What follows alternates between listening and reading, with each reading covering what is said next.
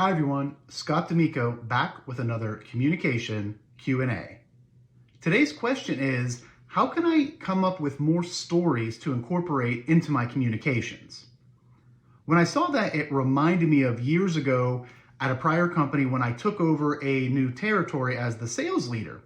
When I started evaluating the pipeline, I realized, there's a lot of junk in here that needs to be cleaned out. And my boss at the time was really stressed. She came to me and said, how are we going to clean this up without throwing off too many red flags to senior leadership about just the state of this territory? And so I asked her, have you ever seen the movie Shawshank Redemption? And for those of you, it's a prison escape movie if you haven't seen this before. And one part of the movie, the main character, Andy, is tunneling out of his cell. And the way that he gets rid of all the stone and rock and dirt and everything as he's tunneling out is simply one handful at a time. He puts it into his pocket, walks out into the yard and has a hole in his pocket and just kind of sprinkles it out day by day, slowly, one little bit at a time.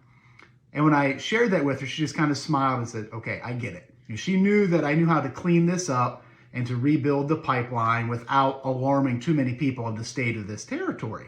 Slowly but surely, we would get it cleaned up one little bit at a time. I say that to share that there are so many areas where you can find inspiration for stories to use in your communications. For me, there's three big places that I look. The first one is my personal life.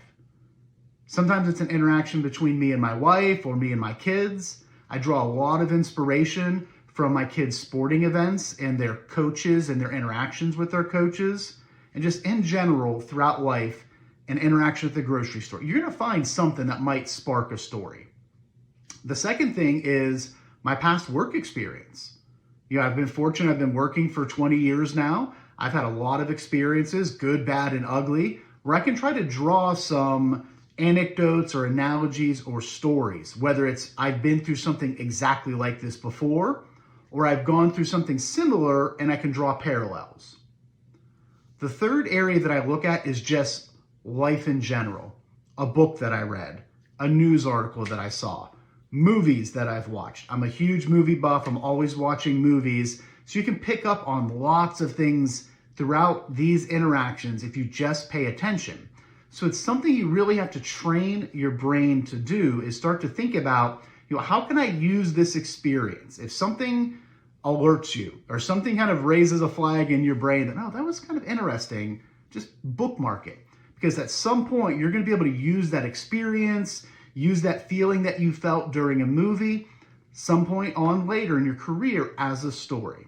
So if you're struggling with incorporating stories, it's likely because you haven't yet taken the time to sit down and think about what are some great examples from my personal life, my past work experiences, and just in general, all of the content that I come into and interact with and come across on a daily basis. If you start looking at those three areas, I'm willing to bet you'll find some good stories to use.